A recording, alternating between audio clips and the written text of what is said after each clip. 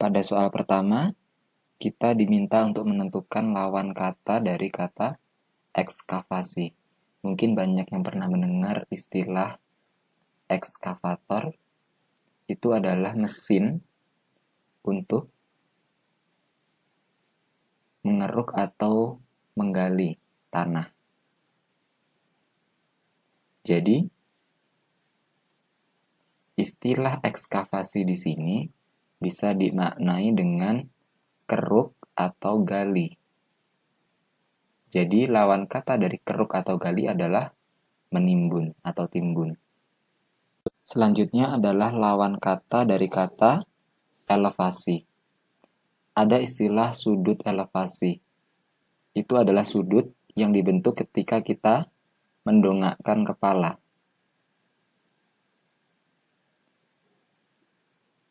Jadi, lawan dari kata elevasi di sini itu ketika kita menundukkan kepala. Menundukkan kepala di sini sudutnya disebut dengan sudut depresi. Jadi, lawan kata dari elevasi adalah depresi, pilihan yang C. Berikutnya adalah tentang soal padanan kata atau sinonim. Diketahui ada kata kafilah.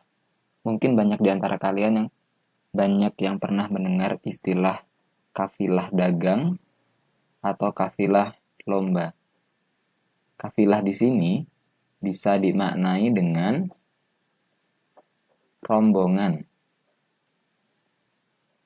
Dan kata rombongan itu bersinonim atau berkaitan dengan istilah kontingen.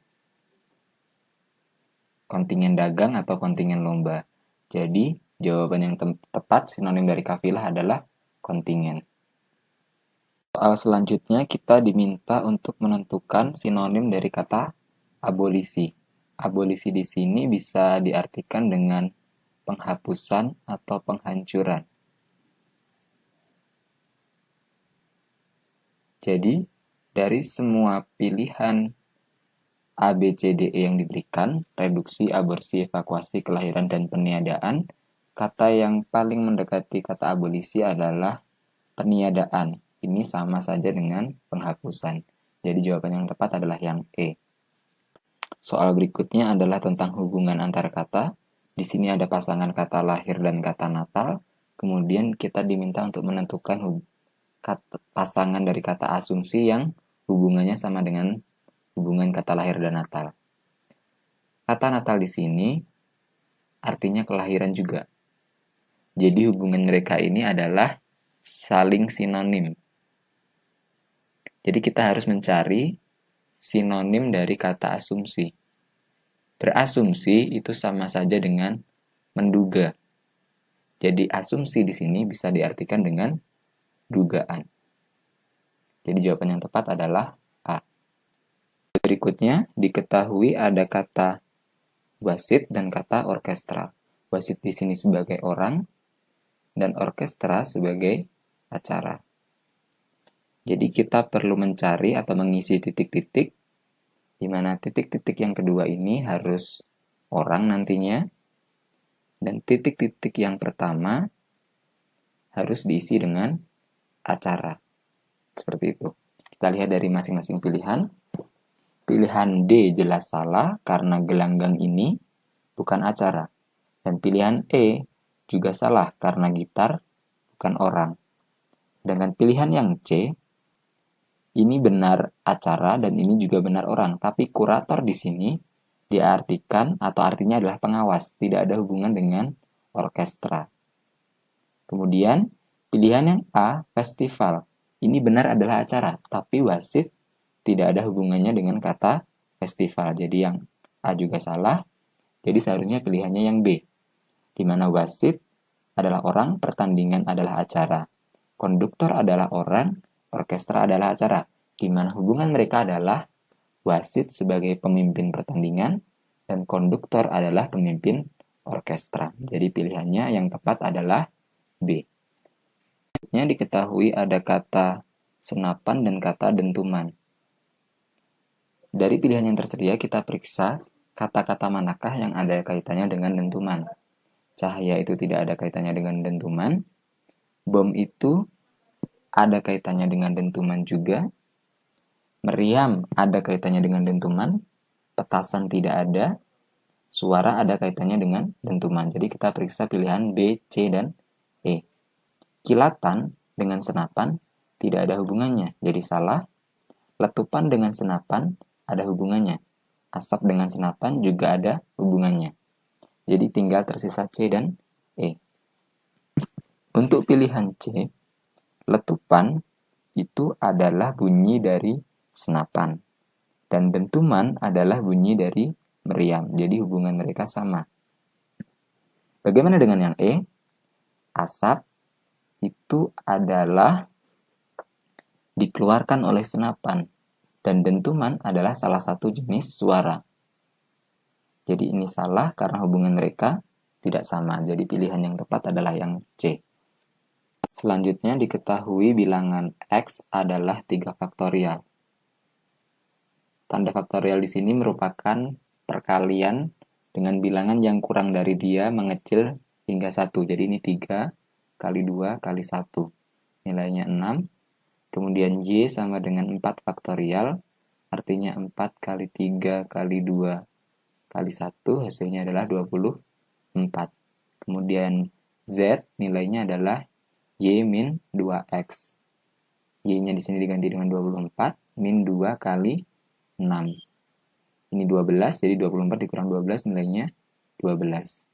Kemudian jadi nilai dari Y per Z min X per Y itu sama dengan 24 per 12 dikurangi dengan 6 per 24. Ini adalah 2 dikurangi 1 per 4 sama dengan 1,75. Jadi jawaban yang benar adalah B. Selanjutnya diketahui seseorang bergerak ke beberapa arah sehingga kita perlu menggambarkan pergerakan orang tersebut. Kita buat dulu panah yang menyatakan arah. Arah ke atas itu menyatakan arah utara, arah ke kanan itu arah timur.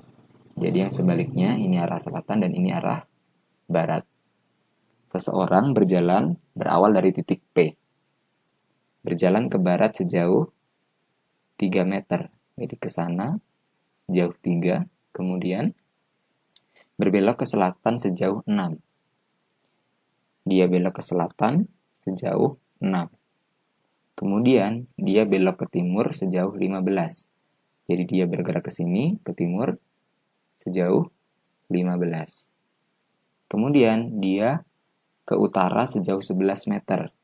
Jadi dari sini dia ke utara sejauh 11 meter. Dan dia tiba di titik Q. Yang ditanyakan adalah jarak terdekat P ke Q. Kalau dihubungkan P dan Q adalah seperti ini. Nah, ini adalah jaraknya. Kita harus mencari. Kita misalkan dia dengan X. Kalau dilihat di sini, dengan menggambar garis bantu di sini, dan ini titik O, POQ adalah segitiga siku-siku. Di mana panjang PO adalah, karena segini 15 dan ini 3, maka ini adalah 12.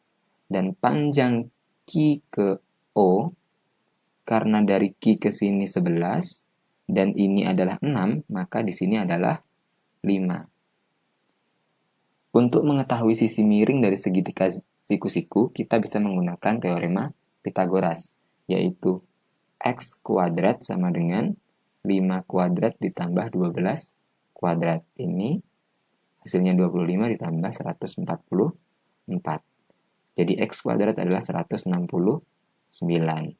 Diperoleh X sama dengan 13. 13 kuadrat hasilnya 169. Jadi jarak terdekat P ke Q ini ke sini adalah 13. Jawabannya yang D. Soal berikutnya diketahui bahwa Yuda melempar bola 3 kali dengan rata-rata 9 meter. Jadi kita misalkan ini adalah ukuran lemparan Yuda, rata-rata 9 meter, itu artinya karena dia 3 kali melempar, jumlahan 3 lemparan ini adalah 27.